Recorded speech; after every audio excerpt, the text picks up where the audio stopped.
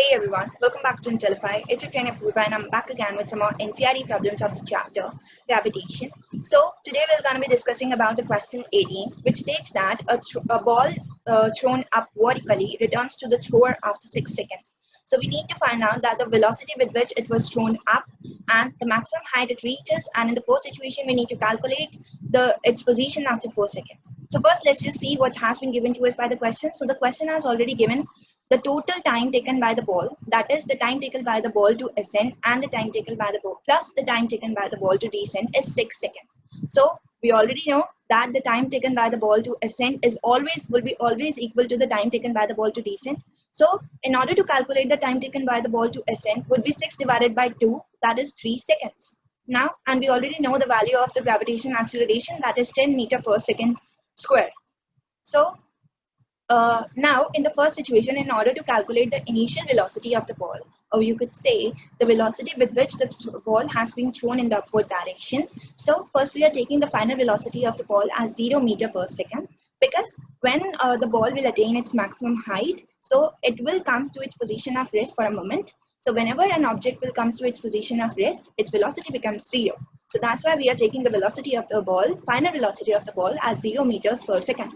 Now, in order to calculate the initial velocity of the ball, I'll be using the first equation of motion, which is v is equals to u plus ad.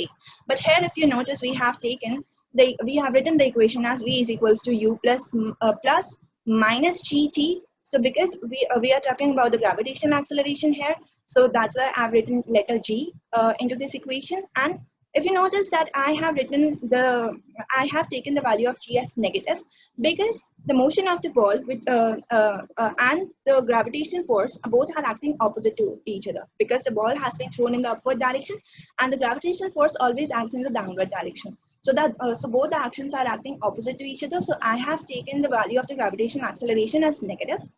Now, if I rearrange my equation, so it would become u is equals to v plus gt, and I'll be substituting the values of v, g, and t into this equation, and I'll be calculating them. So I'll be having my answer that the initial velocity of the ball, or in other words, I can say the velocity with which the ball has been thrown in the upward direction is 30 meter per second.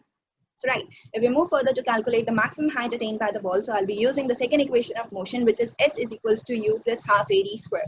Again, if you notice, I've taken the value of g because again, the motion of the ball and the gravitational force are acting opposite to each other.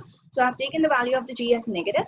So I'll be substituting the values of your u, t, and g into this equation, and I'll be calculating them. And I'll be having my answer that the maximum height attained by the ball is 45 meters. Now, in order to calculate the position of the ball after 4 seconds. So first, we already know that in 3 seconds, the ball will attain its maximum height, that is 45 meters.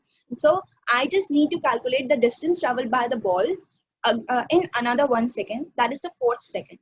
So in order to calculate the distance traveled by the ball in another 1 second, I'll be again using the second equation of motion, that is ut minus half gt square, and I'll be substituting the values into this equation. But if you notice, I have taken the time taken by the ball as 1 second.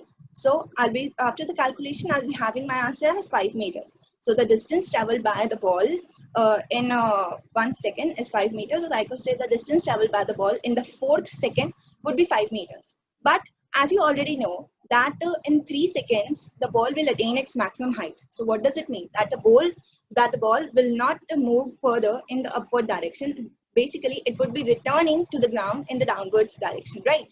So in order to calculate the distance traveled by the ball, I'll be what I'm gonna do, I'll be subtracting this distance of 5 meters from the total distance traveled by the ball.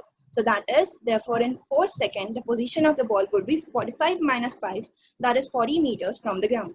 So yeah, that's all for today. See you guys in the next video with some more questions. Till then, thank you. Bye-bye.